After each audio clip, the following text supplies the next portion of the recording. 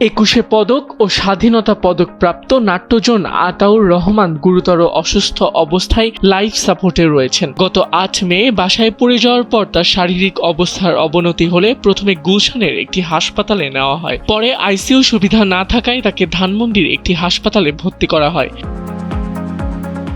প্রথমে লাইফ সাপোর্টে রাখা হলেও শারীরিক অবস্থার কিছুটা উন্নতি হওয়ায় তা খুলে দেওয়া হয়েছিল। তবে আবার অবস্থার অবনতি হলে তাকে পুনরায় লাইফ সাপোর্টে নেওয়া হয়।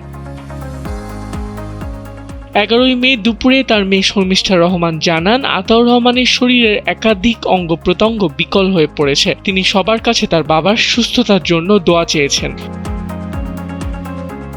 1941 সালের 18 জুন নোয়াখালীতে জন্ম নেওয়া আতাউর রহমান বাংলাদেশের নাট্য আন্দোলনের অন্যতম অগ্রদূত। তিনি নাট্যকার, অভিনেতা, মঞ্চ নির্দেশক ও লেখক হিসেবে দীর্ঘদিন সংস্কৃত অঙ্গনে অবদান রেখে আসছেন।